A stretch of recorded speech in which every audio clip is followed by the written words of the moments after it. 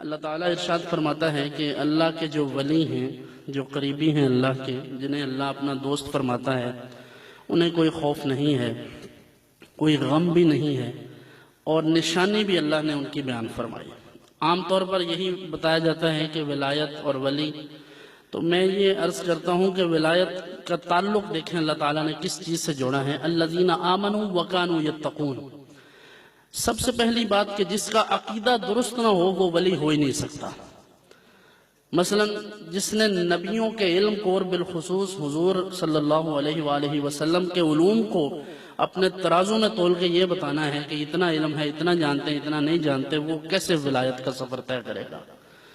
تو حضور علیہ السلام کی ذات اقدس ہو یا حضور کے صحابہ ہوں، اہل بیت اطہار ہوں، حضور علیہ السلام کے ساتھ نسبت رکھنے والی کوئی بھی چیز ہو، فتاوی ہندیہ میں تو یہاں تک ہے لو قال لنعل النبی نویل، اگر کسی نے حضور کے جوتے مبارک کو توہین سے نال کی جگہ نویل تصغیر کا صیغہ بولا تو وہ بھی کافر ہے۔ تو جہاں حضور کے جوتے مبارک کی بے ادبی کرنے سے کوئی کافر ہو جائے گا تو ان کی ذات پر بات کرنے والا مسلمان رہ جائے گا۔ 1000 دفعہ بھی کلمہ پڑھے اور یہ کہے میری نیت نہیں تھی، تو اس معاملے میں نیت وغیرہ کو اور کلمہ کو نہیں دیکھا جائے گا، کیونکہ حضور کی بے ادبی جب ہو گئی تو پھر حداً قتل کر دیا جائے گا۔ تو حضور علیہ السلام کی ذات اقدس کے لیے اگر ترازو رکھے ہوں لوگوں نے پاس تو ولایت کا تو ایک سٹیپ بھی نہیں چڑھ سکتے۔ تو اگر حضور کی محبت سے سرشار ہو، اہل بیت کی محبت دل میں ہو، صحابہ کا ادب ہو، ان کی تعظیم ہو، پھر یہ امید کی جا سکتی ہے کہ اللہ کی رحمت اس کے حصے میں آئے گی۔ تو سب سے پہلی چیز ایمان ہے۔ حضرت مجدد الفسانی علیہ رحمہ نے بھی اس بارے میں ارشاد فرمایا کہ عمدہ کار تصحیح عقائد است،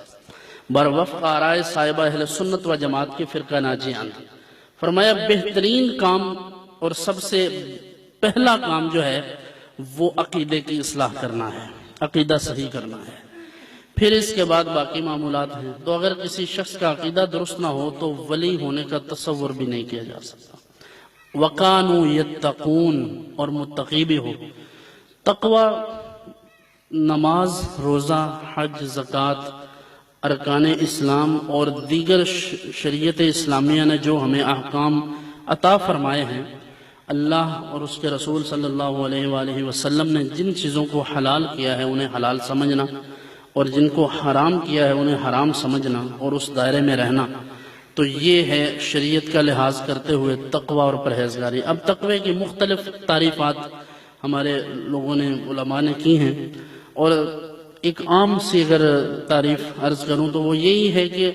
بندہ اللہ سے ڈرتا بھی رہے اور نیکی بھی کرتا رہے، کیونکہ ایمان خوف اور رجا کے درمیان ہے۔ صرف اللہ سے امیدیں رکھنا کہ بس اللہ نے بخش ہی دینا ہے، وہ غفور الرحیم ہے، اور حضور علیہ السلام ہماری شفاعت فرمائیں گے، صرف انہی باتوں پر اکتفا کیا جائے تو یہ امید ہے، اور اس امید کی وجہ سے بھی بندہ بے عمل ہو جاتا ہے۔ اور اگر صرف خوف طاری ہو کہ ڈرتا ہی رہے تو اس ڈر کی وجہ سے بھی اتنا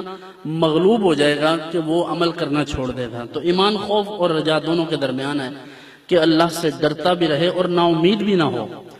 کہ اللہ تعالیٰ کی رحمت سے امید بھی رکھے، حضور کی شفاعت پر یقین بھی رکھے، لیکن اچھا عمل بھی کرتا